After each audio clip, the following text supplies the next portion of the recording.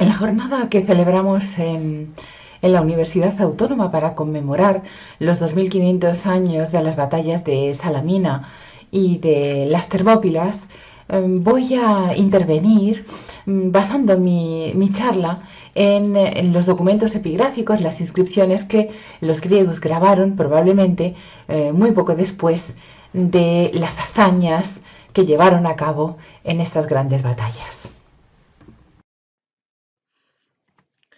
Las inscripciones que se grabaron poco después de las batallas son básicamente, sobre todo, epitafios que las ciudades encomendaban a grandes poetas para enaltecer la memoria de los caídos en las grandes batallas.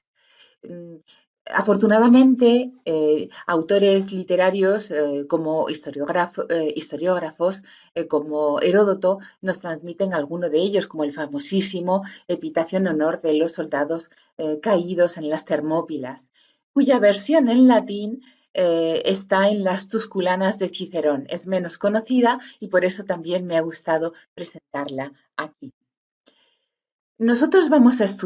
Voy a estudiar tres inscripciones en concreto. Una de ellas es un texto recuperado gracias a un intelectual romano y relacionada con la batalla de Maratón. Otra es la reescritura de un epigrama en honor de los caídos de la ciudad de Mégara. Y por último, voy a hablar de una columna conmemorativa muy famosa. Empezamos por la estela de los maratonómacos, así se llamaban los soldados que murieron en Maratón. Maratón fue la batalla emblemática, la primera en la que un grupo pequeño de griegos combatió y luchó y ganó a los persas. Vamos a ver una estela de los caídos de la tribu Erecteide, es decir, de la tribu que recibe su nombre por el mítico rey de Atenas, Erecteo. Se encontró hace unos años, en torno al 2000, se encontró en la villa de un intelectual romano muy famoso, Herodes Ático, sobre todo famoso por su Odeón en Atenas, y en una villa enorme que tenía en la región de Arcadia, es decir, que se ha encontrado bastante lejos de Maratón. Sabemos por Pausanias que justo después de la batalla los griegos erigieron un túmulo en el que enterraron a todos los muertos en la batalla y dice Pausanias que sobre este túmulo se erigieron unas estelas con los nombres de los que murieron por tribus, de manera que esta inscripción es una de estas estelas, la de aquellos que murieron de la tribu ateniense Erecteide. Normalmente las listas de fallecidos, de muertos, se graban como en esta inscripción del Louvre, en donde tenemos aquí una lista de muertos casualmente de la misma tribu Erecteide en la guerra del Peloponeso, en varias batallas. La lista de nombres aparece muy bien grabada en un estilo que llamamos stoigedón, porque stoigos en griego quiere decir línea, y aquí, como ven, las letras están grabadas así como en líneas. La inscripción que nos ocupa está grabada de un modo un poco diferente y eso es, en mi opinión, muy llamativo. Aquí tenemos un dibujo de esta inscripción en donde se ve muy bien la disposición de la inscripción. Empieza con el nombre de la tribu, Erechtheis, después el epitafio, escrito en todo en mayúsculas y seguido, sin huecos entre las palabras, y después aparece la lista de los nombres de los caídos. Se leen bastante bien: Dracontides, Antífon, Apsefes, Xenon, Glauquiades, etc. Pero lo más llamativo de esta inscripción es, como ven, la disposición de las letras y de los nombres de los caídos. Aquí no estamos con un estilo estoigedón. Yo no conozco ningún paralelo de esta organización de los nombres de los caídos, que aparecen, como diríamos en castellano, al tresbolillo. Los editores o algunos editores han lanzado la hipótesis de que quizá se ha querido reproducir el orden de batalla en el que figuraban los hoplitas, ¿no? En cómo estaban, así ellos también estarían al tresbolillo. Esto nuestros colegas de historia antigua y de arqueología podrían quizá corroborarlo. Aquí tenemos la transcripción de la inscripción, primero en el alfabeto arcaico, tal y como aparece, y después, aunque con separación de palabras, y después transcrito en el alfabeto que nosotros conocemos actualmente. La traducción figura aquí y quiero llamar la atención sobre todo en el último de los versos. Esto es una composición poética, es un epigrama formado por versos que llamamos hexámetros y pentámetros. Los hexámetros son más largos y los pentámetros son más pequeños. Bien, en el último verso dice pauróteroi polón de examenoi polemon, aguantando unos pocos el ataque de muchos. Y llamo la atención sobre este verso porque aquí tenemos un tópico que se repite muchas veces en el relato de los historiadores. Las grandes hazañas de los griegos estaban fundamentadas en que las llevaron a cabo unos pocos contra muchísimos. Heródoto lo señala, por ejemplo, en el relato de la batalla de Maratón, en la que dice que los bárbaros se quedaron estupefactos cuando vieron que los griegos se lanzaban contra ellos sin orden, siendo como eran muy pocos contra ellos que eran muchos. Pasamos a la segunda de las inscripciones. Esta vez es una inscripción que nos ha llegado por el dibujo del segundo de sus editores en el siglo XIX, por un alemán llamado Wilhelm. La inscripción se ha perdido y Wilhelm la encontró, en realidad la encontró Fourmont antes, la encontró formando parte de las paredes de una pequeña iglesia en una aldea que se llama Paleochori, en el norte de Mégara. La inscripción se reinscribió y este es el texto. Empieza con un texto en prosa en el que se nos dice que el sacerdote Eladio mandó transcribir de nuevo la inscripción para honra de los caídos y para honra de la ciudad, y que el poeta Simónides la compuso. Simónides es el poeta de las guerras médicas. Después figura el epitafio, el epigrama en verso también, en donde, por cierto, se comieron uno de los versos. Aquí en rojo he puesto una reconstrucción de los editores y después termina con una línea en prosa. Dice la primera parte de la inscripción que el sacerdote Eladio la mandó transcribir porque se había estropeado a Polómenon do Crono. La original estaba estropeada por el tiempo. De manera que aquí quiero llamar la atención sobre algo muy importante, y es que estas inscripciones con tanta carga emocional, ideológica, se quieren preservar.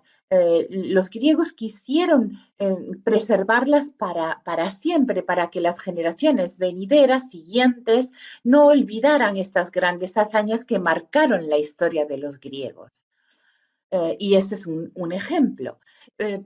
Pero, curiosamente no, el paso del tiempo puede con todo, y como ven, los griegos se olvidaron del valor de esta inscripción, puesto que reutilizaron el bloque de piedra para construir los muros de una pequeña iglesia.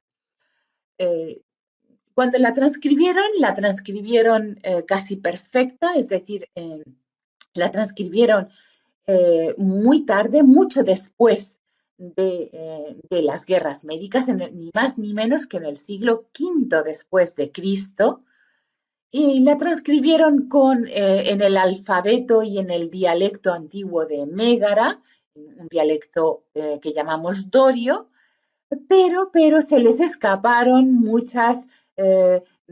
como decir, muchos reflejos del griego que hablaban en el siglo V después de Cristo. Por ejemplo, a Exin en lugar de a Exein, o, por ejemplo, Moicalas en lugar de Mycalas, o Salameinos en lugar de Salaminos, o Paidío en lugar de Pedío. Es decir, que, bueno, no pudieron dejar de poner la huella de cómo se hablaba el griego en el siglo V después de Cristo. Por cierto, que he puesto en negrita otro argumento que siempre aparece en el relato de las guerras, ¿no? Y es que los griegos lucharon para preservar la libertad de Grecia, y los que lucharon dicen en primera persona del plural que aceptaron el destino de la muerte, es decir, murieron por su patria. Es, bueno, pues otro lema que se repite en el relato de estas guerras. En esta ocasión murieron los habitantes de Mégara, se glorifica a los habitantes de Mégara que murieron en el Artemisio, cerca de Eubea y el Monte Pelión, en Mícala y en Salamina y en la llanura de Beocia, es decir, en Platea. Terminamos ya con la tercera de las inscripciones que me interesa comentar aquí. Se trata de la llamada columna serpentina, famosísima columna serpentina que en estos momentos se encuentra en Estambul. Esta es una foto reciente de Wikipedia de esta columna serpentina, de la que nos habla Heródoto y nos dice que bueno, pues era una columna en bronce que erigieron los griegos en forma de serpiente con 3 cabezas, sobre las cuales había un trípode de oro que nos dice Pausanias mucho después que en su época ya no estaba, porque los focidios se lo llevaron y lo fundieron cuando ocuparon Delfos en la tercera guerra sagrada. Bien, dicen los comentaristas que Heródoto se equivoca, que en realidad la columna representa el cuerpo de 3 serpientes diferentes con sus 3 cabezas, pero yo creo que no, que aquí lo que tenemos es un cuerpo único de una serpiente enrollado, y que si hubiéramos tenido 3, pues habríamos tenido una columna en forma de trenza. Pero este es un detalle menor. Bien. Como digo, la columna se trasladó desde Delfos hasta Constantinopla, cuando se fundó la ciudad, y se colocó en el hipódromo de Constantinopla entre 2 obeliscos, uno el de Tutmosis III y un falso obelisco. Estuvo mucho tiempo sepultada, los 15 primeros anillos estuvieron sepultados porque el nivel de la tierra aumentó con construcciones que se hicieron en el antiguo hipódromo, y se ha encontrado con unos agujeros, unos orificios aquí y por la otra parte en la base, porque esta columna se reutilizó como fuente.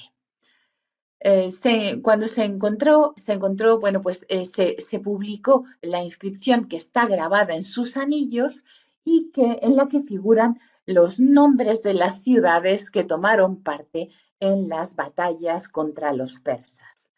Bien, se limpió la columna pues para poder leer bien estos nombres. Aquí está la transcripción: Toideton Polemon e Polemeon, Los siguientes lucharon en la guerra, tomaron parte en la guerra. No se dice de qué guerra hablamos, pero se supone que todo el mundo, todos los griegos sabían perfectamente de qué se trataba. Y luego aparecen la lista de los griegos que tomaron parte en las batallas. Lacedemonios, atenienses, corintios, tegeatas de Tegea, de Sición, de Egina, eginetas, megarenses, epidaurios, etcétera. Bien, aparecen marcados en los anillos de la columna. Algunos estudiosos dicen que es probable que se añadieran algunos nombres posteriormente en las anillas, porque claro, estos documentos, como digo, tienen una carga ideológica enorme y también un poder de transmisión muy propagandístico, muy importante, y no resulta raro que algunos griegos añadieran posteriormente sus nombres.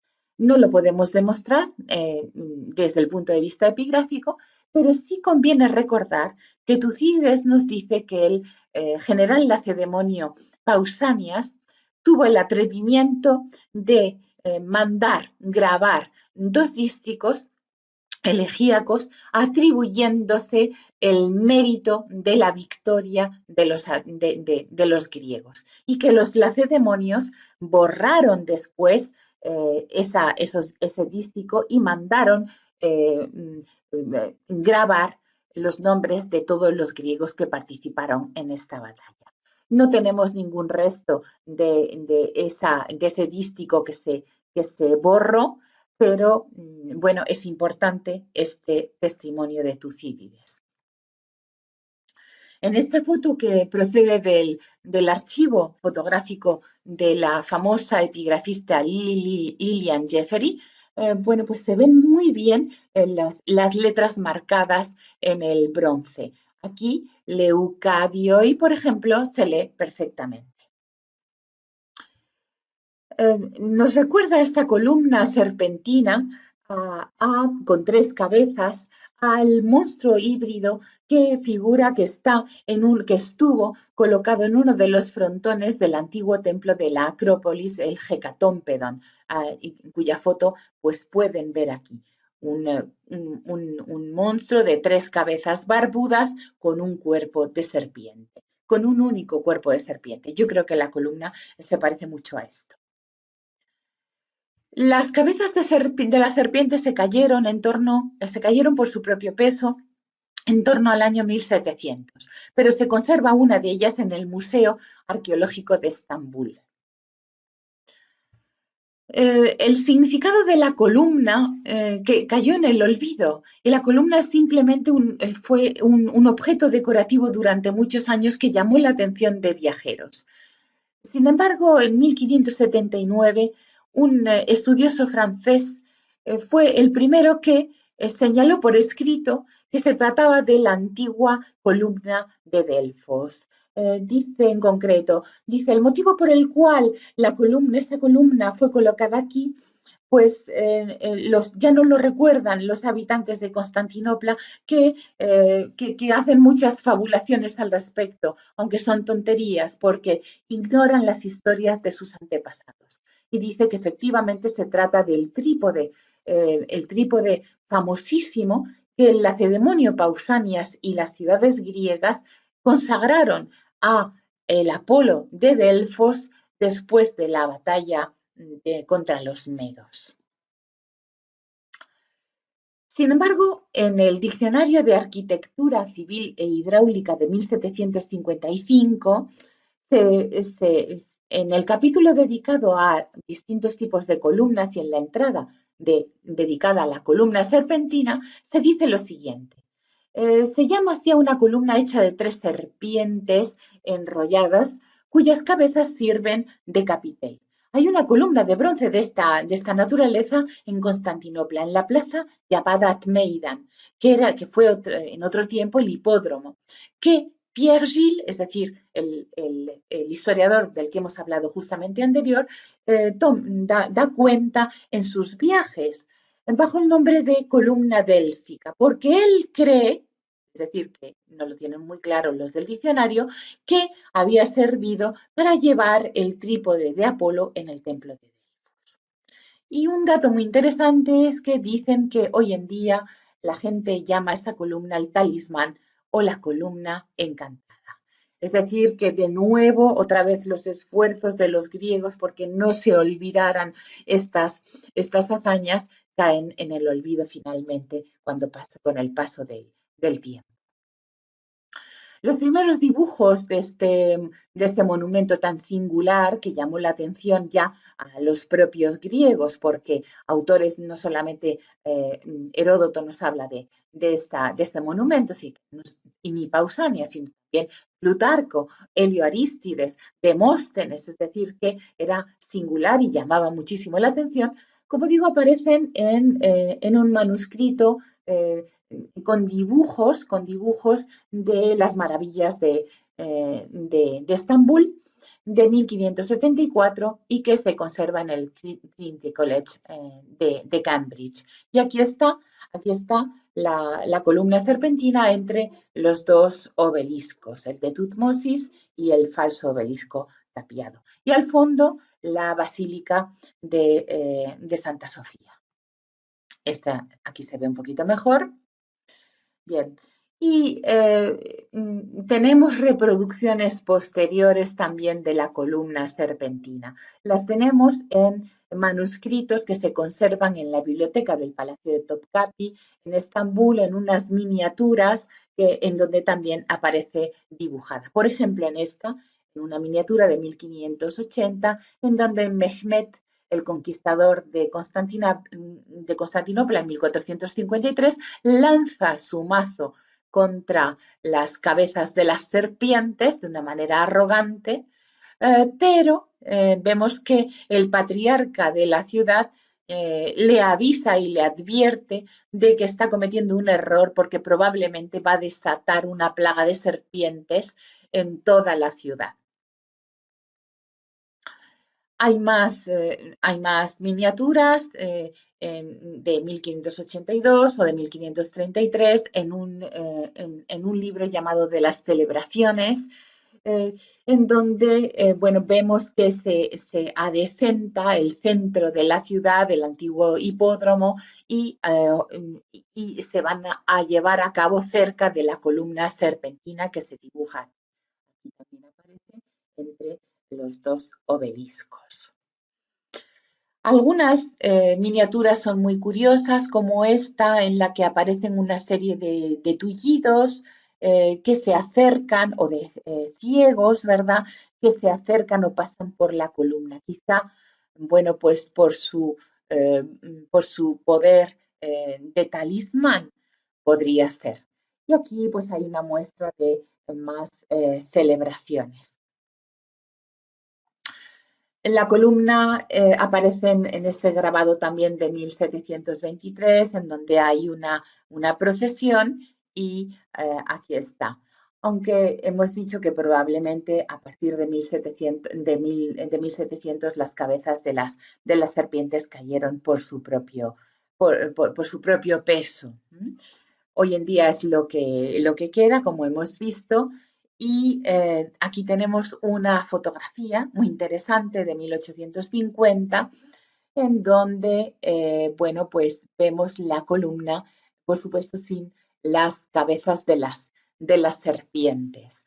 La columna semienterrada, tal y como la vieron muchos viajeros que no la reconocieron o que tuvieron dificultades en admitir que se trataba de la famosa columna que erigieron los griegos en el templo de Apolo de Delfos en agradecimiento por haber vencido a los persas. Como vemos, hemos analizado 3 inscripciones. La primera de ellas conservada gracias a un intelectual romano de origen griego, Herodes Ático, que la tenía en su casa. No hemos dicho por qué, y es porque la familia de Herodes Ático procedía de Maratón. De alguna manera era el escudo de la familia. y Herodes Ático la tenía ahí en su villa para enaltecer sus propios orígenes, para enseñársela a los visitantes de su villa. Y gracias a eso la conservamos hoy en día.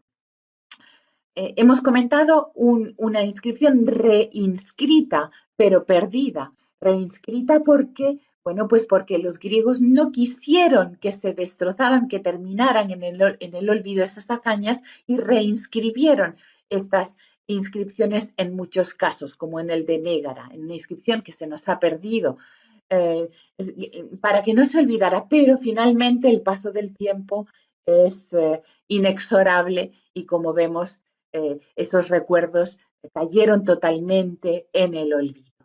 Incluso, incluso en el caso de un monumento tan emblemático como el de la columna serpentina, que finalmente, bueno, pues quedó en la ciudad de Estambul, utilizado como fuente, interpretado como talismán, como un objeto mágico, pero prácticamente olvidado.